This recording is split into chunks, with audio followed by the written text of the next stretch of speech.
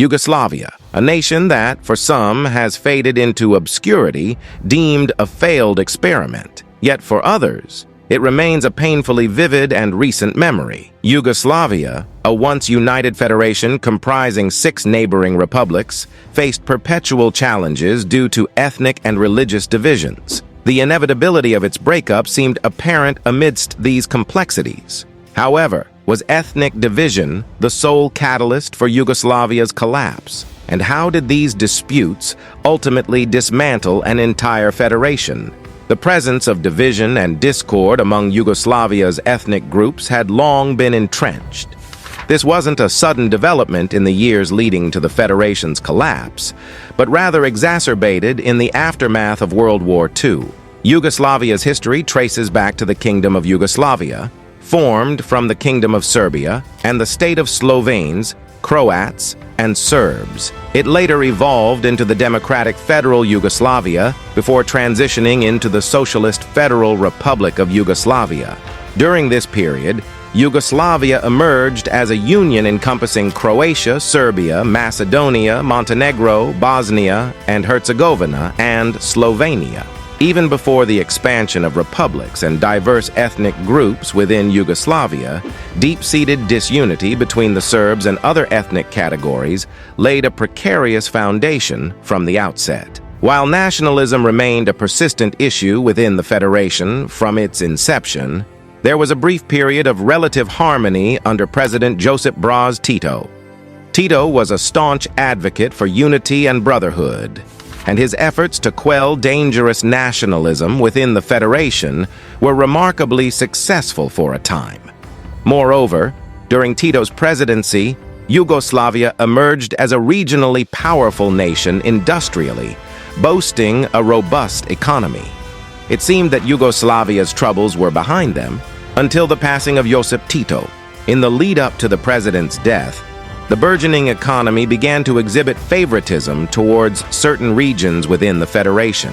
While Tito championed brotherhood, it seems he may have overly supported the individual republic's right to national self-determination. The conclusion of Tito's administration coincided with economic turmoil gripping the Federation as a whole. Yugoslavia found itself deeply indebted following the 1973 oil crisis and trade barriers with the West, swiftly undoing the Federation's earlier economic successes. This economic downturn exacerbated ethnic divisions, particularly between the less productive and underdeveloped southern regions of the Federation and the more prosperous entities of Slovenia and Croatia.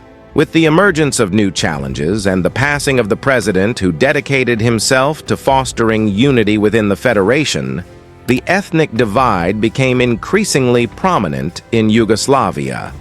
One of the primary factors contributing to this was the failure of each republic to neatly align along ethnic lines, resulting in diverse ethnic groups coexisting within every border, often with strong nationalist sentiments.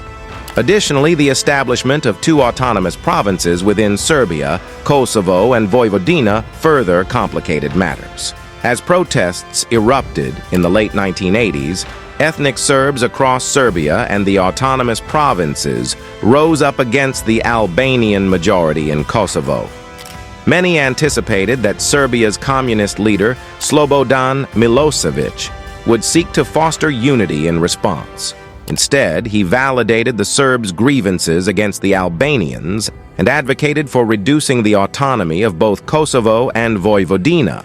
Following a series of protests dubbed the Rallies of Truth, Milosevic's supporters successfully ousted the governments in both autonomous provinces, paving the way for Milosevic's allies to assume power. In 1989, the leadership of Montenegro was also ousted in a second coup d'etat, with a Milosevic supporter installed in their place. This marked the onset of escalating conflict between Serbs and Albanians.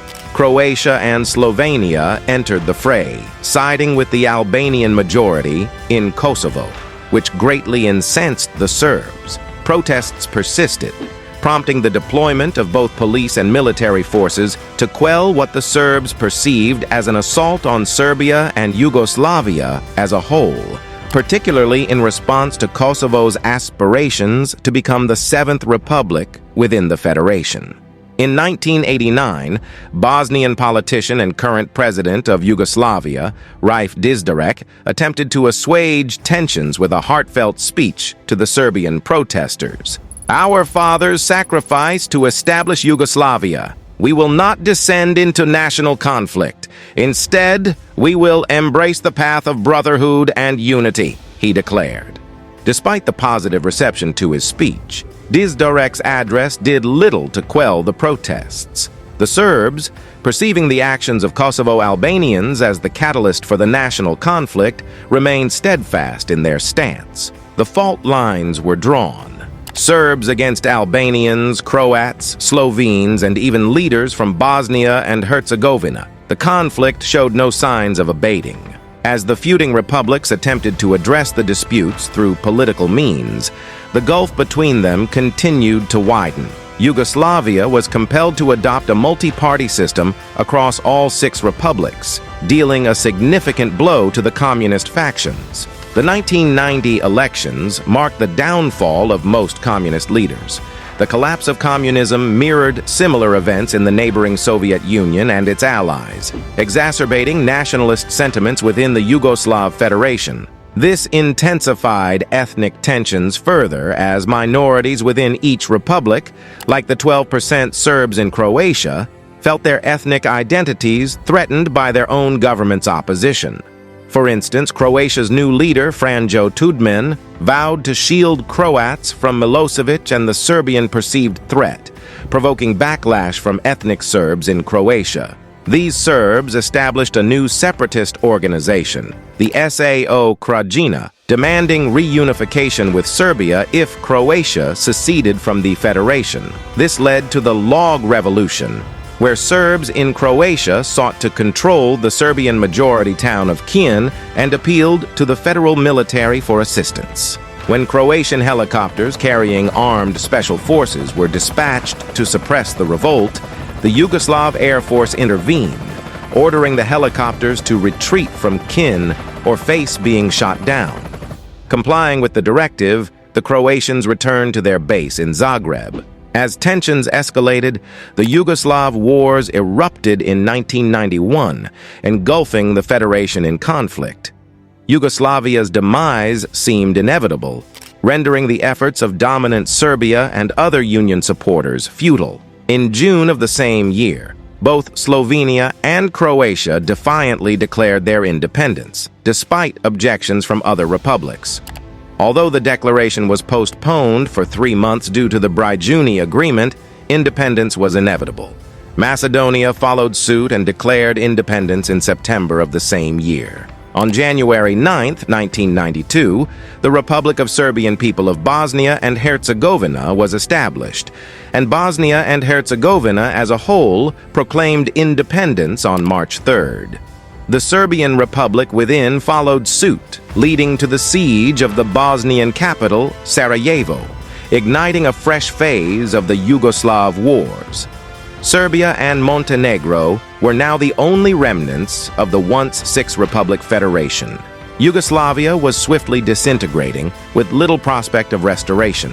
Alongside the ethnic tensions and burgeoning conflicts, the collapse of communism and the ailing Yugoslav economy played significant roles in the Federation's demise. Yet, none were as glaring or pivotal as the ethnic divide. This turmoil ultimately precipitated the collapse of the faltering Union, culminating in the official dissolution of Yugoslavia, reduced to only Serbia and Montenegro on February 4, 2003.